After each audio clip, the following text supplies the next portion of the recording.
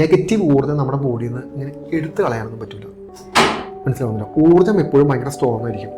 ഈ നെഗറ്റീവായ ഊർജ്ജം നമ്മുടെ ബോഡിയിൽ പ്രൊഡ്യൂസ് ചെയ്യുന്നത് 3-4 കാരണങ്ങളില്ല. ഒന്ന്, നമ്മുടെ പൂർവികർ ചെയ്തിരിക്കുന്ന ഏതെങ്കിലും വൃത്തികേടുകളിൽ നിന്ന്. അതായത് ചിലപ്പോൾ ഏതെങ്കിലും സ്ത്രീകളുടെ കണ്ണീര് വീഴ്ത്തുകയോ അല്ലെങ്കിൽ ആരെങ്കിലും മരണത്തിന് വിധേയപ്പെടുകയോ ഒന്നും നമുക്ക് പറയാൻ പറ്റില്ല. നമ്മുടെ പൂർവികർ എന്താണ് ചെയ്തു വെച്ചേക്കുന്നത്, അതിൻ്റെ ശാപം.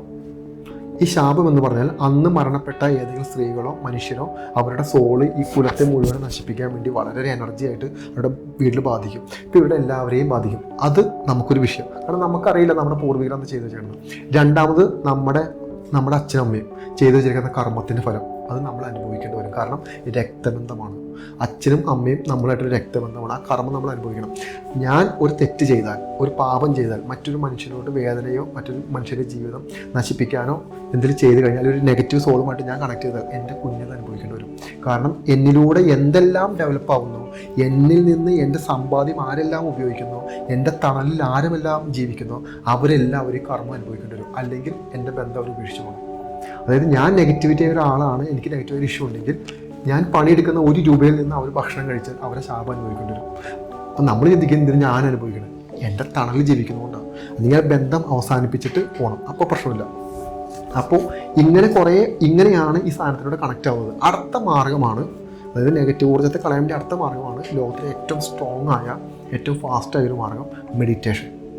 മെഡിറ്റേഷൻ എന്ന് പറയുന്നത് ജപങ്ങളില്ലാതെ, പ്രാർത്ഥനകളില്ലാതെ, ഉപാസനമൂർത്തികളില്ലാതെ നമ്മൾ ഈശ്വരൻ്റെ ഡയറക്റ്റ് നമ്മൾ എവിടെ നിന്നാണോ ഉത്ഭവിച്ചത് ആ ഊർജ്ജത്തിലോട്ട് നമ്മുടെ ഫോക്കസ് മുഴുവനും കൊടുക്കുക. എന്നിട്ട് നമ്മൾ നന്നായിട്ടിരുന്ന് പ്രാക്ടീസ് ചെയ്യുക. ഒരു ദിവസം 1 മണിക്കൂർ 2 മണിക്കൂർ നമ്മൾ പ്രാക്ടീസ് ചെയ്ത് നമ്മുടെ ശരീരത്തിലോട്ട് ഊർജ്ജത്തെ ഡെവലപ്പ് ചെയ്യും. അതാണ് ഞാൻ കൊടുക്കുന്ന മെഡിറ്റേഷൻ. ഈ ഊർജ്ജത്തെ ഡെവലപ്പ് ചെയ്യാൻ വേണ്ടി പൈസ മുടക്കില്ല. ഞാൻ പറഞ്ഞില്ലേ, 1 രൂപ അതിനകത്ത് മുടക്കില്ല. പക്ഷെ സമയം, ഡെഡിക്കേഷൻ ചെയ്യണം. നമ്മൾ ചെയ്ത് നമ്മുടെ ബോഡിയിലുള്ള അവസാനത്തെ നെഗറ്റീവ് ഊർജ്ജത്തിൻ്റെ കണിക വരെ റിലീസാവും. ചിലപ്പോൾ 1 മാസം, 6 മാസം, ചിലപ്പോൾ 1 വർഷം വരെ എടുക്കും. ചിലപ്പോൾ നമ്മൾ എവിടെ നിന്നാണ് സംഭരിച്ചു വെച്ചിരിക്കുന്നത് അതാണ്. ഇനി അടുത്ത ഘട്ടം, നമ്മുടെ കയ്യിലിരിപ്പുകൊണ്ട് നമുക്ക് ചില ഇഷ്യൂസ് വരും. അല്ലെങ്കിൽ ഓജോ ബോർഡ് കളിച്ചോ, അല്ലെങ്കിൽ പറയുന്ന ആവശ്യമില്ലാത്ത മന്ത്രങ്ങൾ ഉപയോഗിച്ചിട്ടോ, അല്ലെങ്കിൽ നെഗറ്റീവായ ആളുകളുടെ അടുത്ത് പോയിട്ട് ആളുകളുമായിട്ടുള്ള ഇൻ്റർകോഴ്സ് മുഖേന, അതായത് സെക്ഷൽ പൊസഷൻ എന്ന് പറയുന്ന കണ്ടീഷൻ ഉണ്ട്. ഒരു നെഗറ്റീവായ ഒരാളുമായിട്ട് നമ്മളൊരു സെക്ഷൽ കണക്ഷൻ ചെയ്ത് കഴിഞ്ഞാൽ അവരുടെ ശരീരത്തിലിരിക്കുന്ന അതേ ഊർജ്ജം നമ്മുടെ ശരീരത്തിലോട്ട് കൺവേർട്ട് ആവും.